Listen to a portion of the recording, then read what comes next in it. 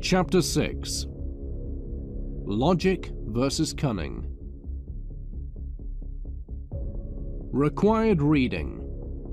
Machiavellian Thinking versus Conventional Logic by Illimitable Man.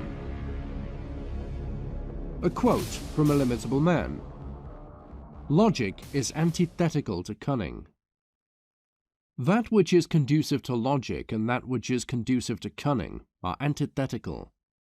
More specifically, that which is conducive to doing rigorous logical reasoning for the sake of finding the truth, and that which is conducive to charm and persuasion, two key facets of cunning, are antithetical. When doing logical reasoning, your goal is to get an accurate map of reality. With charm, your goal is to make the other person like you. With persuasion, your goal is to change the other person's opinion or course of action. Most people don't find logic to be charming or persuasive. Quite the opposite. They find logic to be offensive, the antithesis of charming. Instead of considering logic to be persuasive, they consider emotion and logical fallacies to be persuasive. The aim of this essay is to illustrate the specific ways in which logic and cunning are antithetical. Logic versus cunning antitheticals. Number 1. Emotion. Terrible for logic, great for cunning. When doing logical reasoning, experiencing emotion is a liability. The more emotionally detached you are, the better. Emotion may bias you positively or negatively, in either case giving you an inaccurate view of reality. When doing logical reasoning, facts mean everything and feelings mean nothing. However, when charming or persuading others, you certainly should play on their emotions. In matters of charm and persuasion, facts often mean very little, whereas feelings mean everything. Emotional people cannot be reasoned with. Don't appeal to logic when dealing with them. However, they can be manipulated, and with incredible ease. With both logic and cunning, it is best for you yourself to be emotionally detached, calm, or low neuroticism. The benefit for logic is straightforward. A lack of negative emotion will prevent you from being overly pessimistic in your assessment of reality. Being low on neuroticism is also beneficial for charm and persuasion. Not exhibiting any fear, anger, or sadness causes people to perceive you as likable, charm, and credible, persuasion. Logic versus cunning antitheticals. Part 2. Emotionality of language. When doing logical reasoning, your speech should be direct and free of emotion, communicating as much critical information as possible in as few words as possible.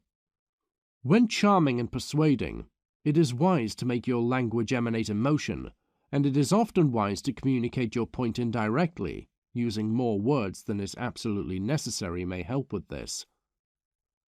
Communicating your point indirectly is critical. If it is a point that is likely to offend the sensibilities of your target, they are more likely to accept a bitter truth if it is expressed indirectly and gently, rather than directly and harshly.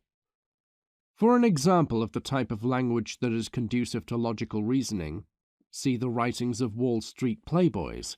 It's direct, zero fluff. For an example of the type of language that is conducive to charming people, see the writings of Mark Manson. There is a lot of fluff in his writings that is designed to play on people's emotions, rather than to communicate concrete information. Logical reasoning equals communicate with concrete information. Charm and persuasion equals give people feel-good fluff. Logic versus cunning antitheticals Part 3. Substance versus style. When doing logical reasoning, substance is all that matters. Style means nothing. What is said matters. How it is said means nothing. When persuading others, substance does matter, but style also matters a great deal. In addition to what you say, How you say it is critical. So far as charm and persuasion are concerned, tone matters more than substance. Most people decide whether or not to believe what you say not based on the logic and facts you present to support your opinion, but how you present your opinion. They pay attention to your style rather than substance. If you appear calm and confident when speaking, people tend to assume you are credible. If you appear nervous or defensive, you are perceived as uncredible.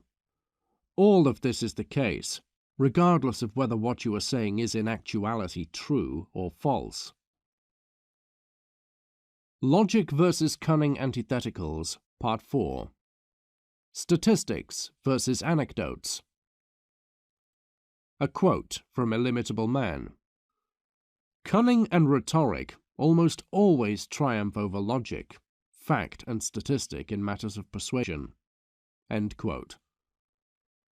For the sake of doing logical reasoning, anecdotes should be ignored as much as possible. Anyone can manufacture an anecdote that will corroborate any narrative imaginable. Statistics should be used, since statistics are the totality of all the available anecdotes. However, when persuading others, statistics are usually ineffective. Most people are not good enough at logic to process and analyze statistics accurately. As such, use anecdotes. Most people are persuaded by anecdotal evidence, particularly emotionally charged anecdotes. Humans tend to forget facts and statistics, but remember stories, particularly emotionally charged stories. To be a great persuader, you must be a great storyteller. Logic versus cunning antitheticals. Number 5.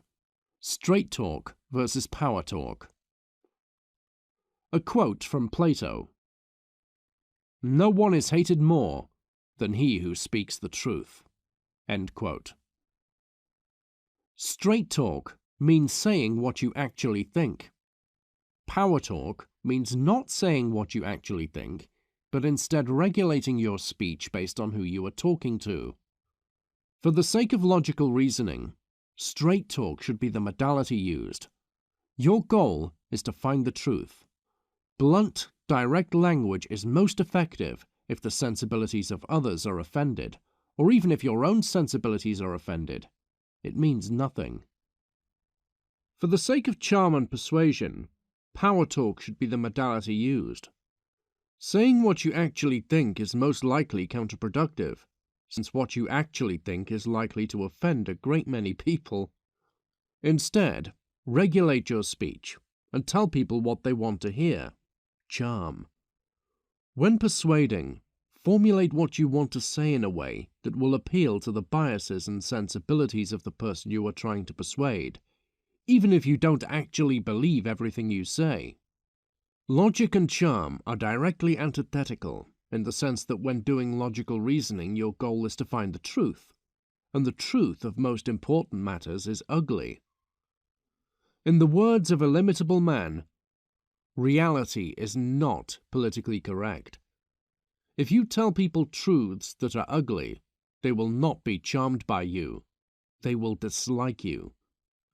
When charming people, say what is politically correct for the time and place you live in, or tell them things that appeal to their sensibilities, things that won't offend them. When charming people, prioritize feelings over facts and political correctness over reality. When doing logical reasonings, feelings and political correctness mean nothing. Facts and reality are all that matter. In the words of my younger brother, for charm, put feels over reals. For the sake of logic, put reals over feels. In life, you have two choices.